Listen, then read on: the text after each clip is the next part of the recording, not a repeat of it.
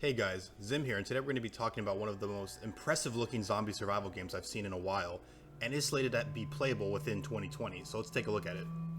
Now, although the features are a lot of what you've seen in other games, such as base building and customizing your guns, they have added a lot of new things that I think actually will make the game stand out quite a bit.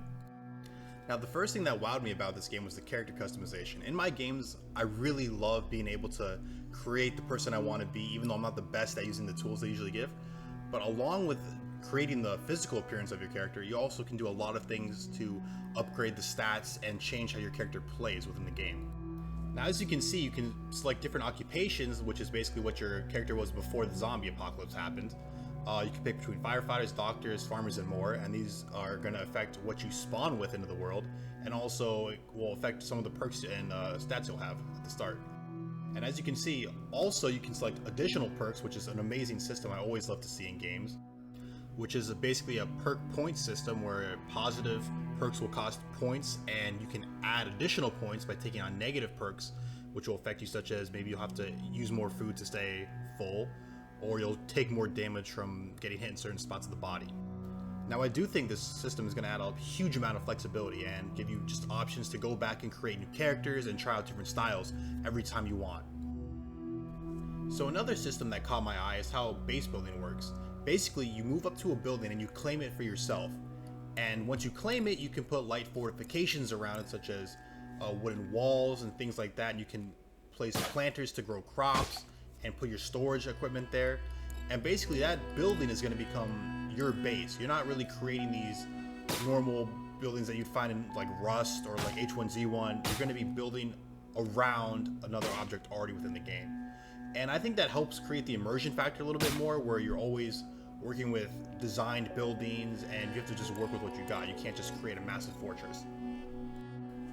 Now, these fortifications that you're able to build will have some kind of levels associated with them. So basically your baseline fortification you're able to do would be like putting newspapers in front of a building, and this would just help block out the light, not let players know that you're in there and stuff like that. Moving up to, say, barricading the doors and the windows with wood planks until you're also able to create the outer perimeter walls and stuff like that. Now, this system is definitely different than what people are, I think, used to, and I would love to get your opinions in the comments if you'd rather have this versus a full-fledged building system within the game where you can just create whatever you want. Now, of course, guys, it's not all just about building the bases, and the gunplay is a big thing in this game as well.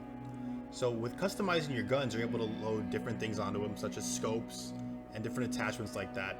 But also, what I found really interesting is that you can load different ammo into your guns. So for example, if you have a shotgun, you can load a long-range shell, followed by buckshot, followed by something like a flare round, and you can have all those loaded in your gun at the same time, and when you take the shot, you're going to fire them in order.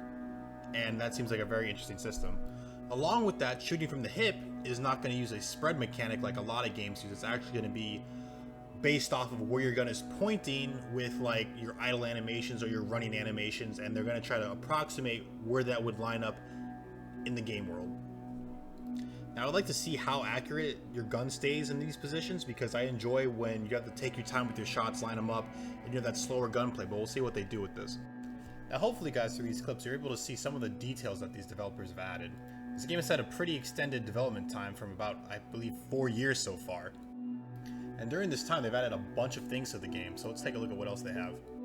Now, guys, when I'm saying survival zombie game, I'm serious about the survival part. Within this game, you're going to have to worry about your different limbs, okay? If you get shot in the arm, if you get shot in the leg, if you get burned somewhere, you have to take care of these in different ways to heal yourself. Along with that, you're going to have the normal stuff, such as scavenging to find food. But not only that, if you take a look at some of the character stat screens, you're going to see that you need to keep a track on your carbs, your proteins, your fats, and they have just a vast amount of information available to you. Now, could this end up being overkill? I would say there's always a possibility, right? Like, what do we need to do to manage our blood pressure? What do we need to do to keep ourselves oxygenated? It all depends how the developers implement this. Now, this character health system is not the only thing that's been getting worked on in the game, right? They've also implemented other things such as lockpicking, which is going to be a Skyrim-esque looking minigame from what I've seen, hot wiring, which is going to be used jump starting the car yourself, and if you mess up too much, you're going to turn the car alarm on, which will bring all the zombies over to you, and then that's a whole different thing, and it could be a little dynamic event. It depends on how they implement everything. They've also added the ability to hunt your own game, in which you're gonna go out, kill an animal, and then you have to actually skin it yourself to get the pelt and the antlers or any other crafting materials you might be able to get from them. I'm serious when I say that this game is jam-packed full of little details that they've added so far. On top of those other things, we're talking seasons, day and night cycles, and we're going to have weather based on the actual area within Canada that this game takes place. And I still have more to talk about, guys. They have a dynamic VoIP system, where basically you can't talk on the microphone through walls, and things are going to reverberate through the environment as they should. I think that adds a lot to the RP aspect if you really want to be invested within the game world. Along with other things, such as being able to just load a truck the way you think you would in real life, where you get to put things on the top of a flatbed. I mean, I could really just keep going on and on and on about this game, guys, but hopefully within the next couple weeks or to a month, we're actually going to be able to get in and play and test what they've created so far. Now, that's going to be it for today, guys. If you wanted to check out the game more and perhaps purchase it to be able to get into the closed alpha when they start rolling that out, be sure to check the description, and I'll post a link to their Indiegogo there.